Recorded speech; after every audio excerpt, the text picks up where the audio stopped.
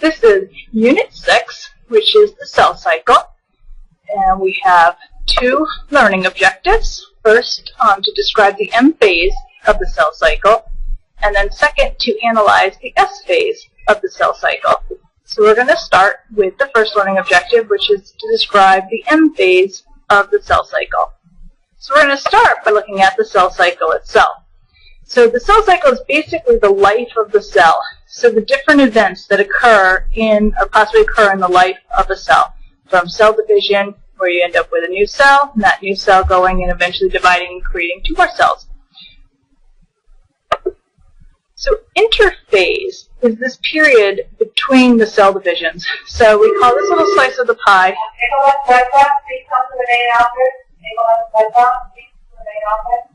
We call this little part right here of the pie cell division, and we're going to learn all these different steps. And the rest of this time is considered interphase, or in between cell divisions. So the cell cycle itself consists of 4 phases. So we can divide this into, first, a period of growth, which would be the first phase here. Again, it's a cycle, so there's no beginning or ending, but we can start here. So this is a period where the cell is increasing in size and doing its cellular activities, whatever they happen to be.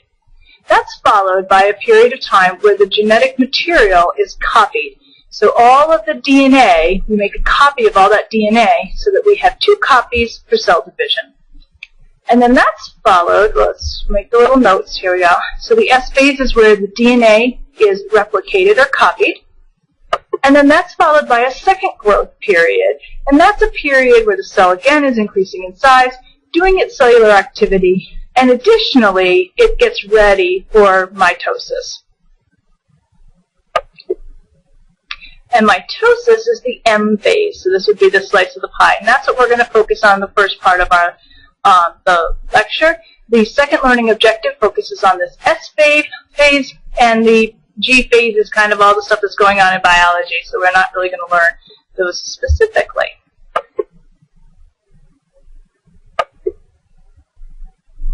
And went too far. There we go. Okay, so what makes a cell divide? And really, it comes down to this relationship between surface area and volume. A cell can't get too big, and the surface area to volume ratio is what limits that. So you'll never see a unicellular organism that's the size of a human, a one-celled organism, rolling down the hall or something.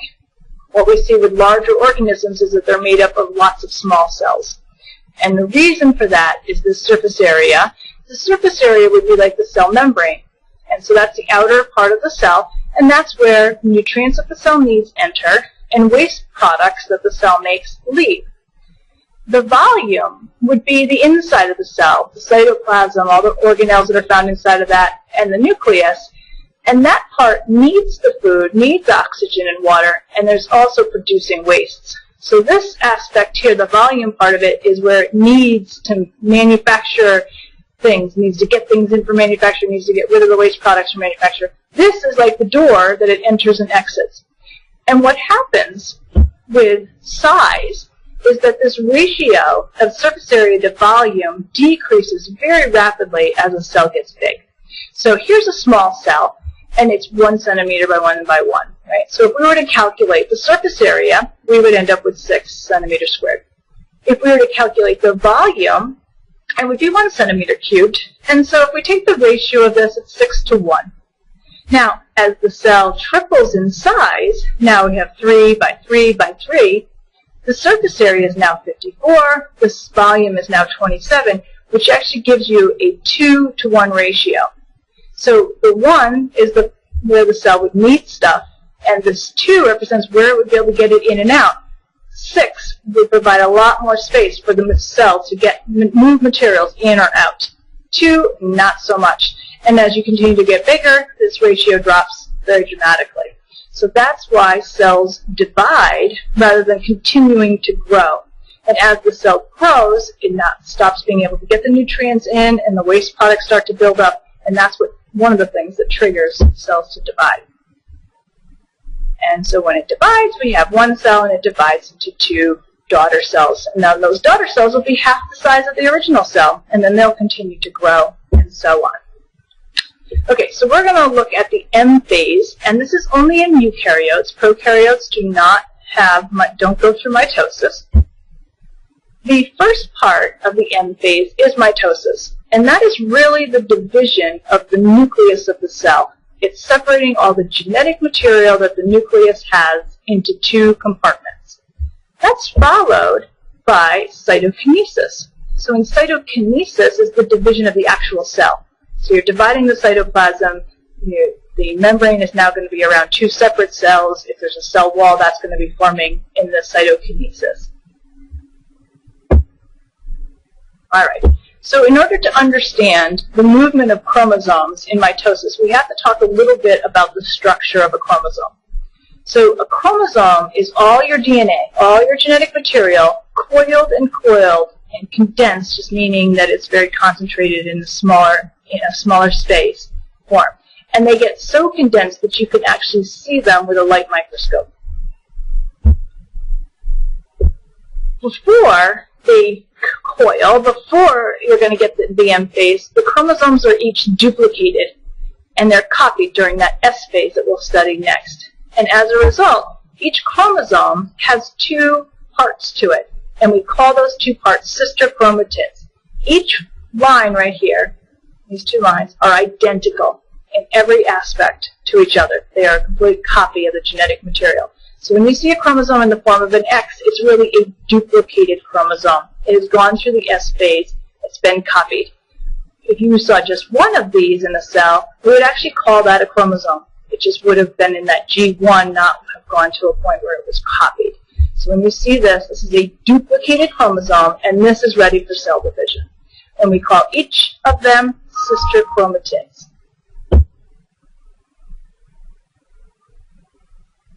And this is showing you the sister chromatids. They're attached to each other at the centromere, or the centromere.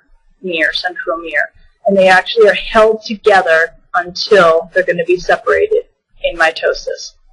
And then the sister chromatids get pulled apart. Those are just the identical copies. And then each new cell is going to have one of the chromatids. So each new cell has all the genetic material of the original cell in that G1 phase. And that's the centromere. All right, so now we're going to look at mitosis.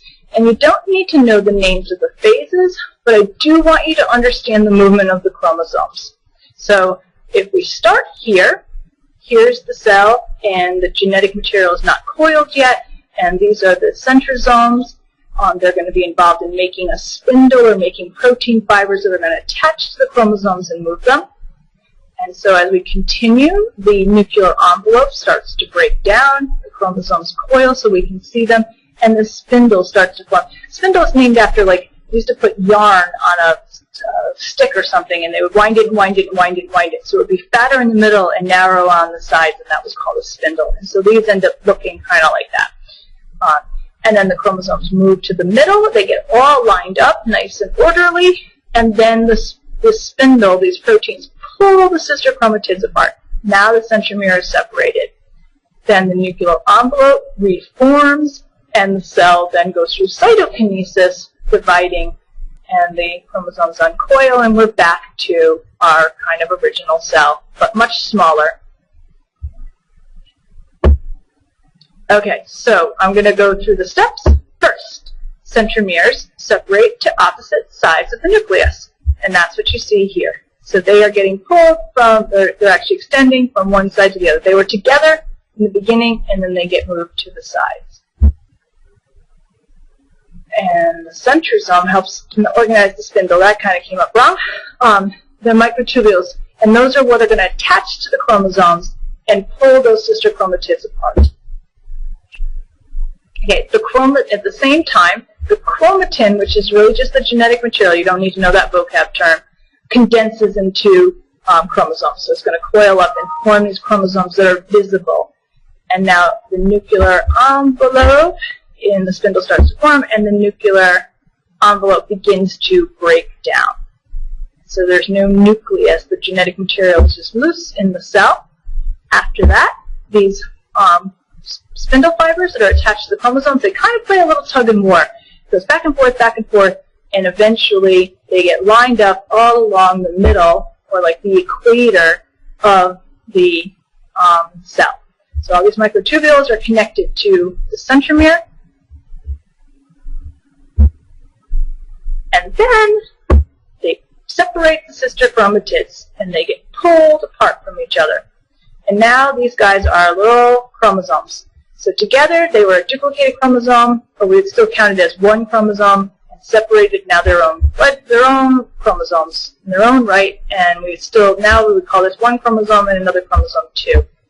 All right, and then they get eventually separated into two separate groups, and then finally the chromosomes gather at opposite ends.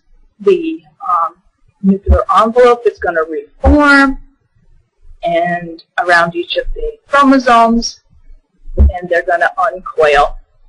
And then finally, during this last part, kind of happens simultaneously with this last couple of steps, is cytokinesis happens. So the cytoplasm pinches in, kind of like, I don't know, like drawing strings on a purse, and pulls it apart.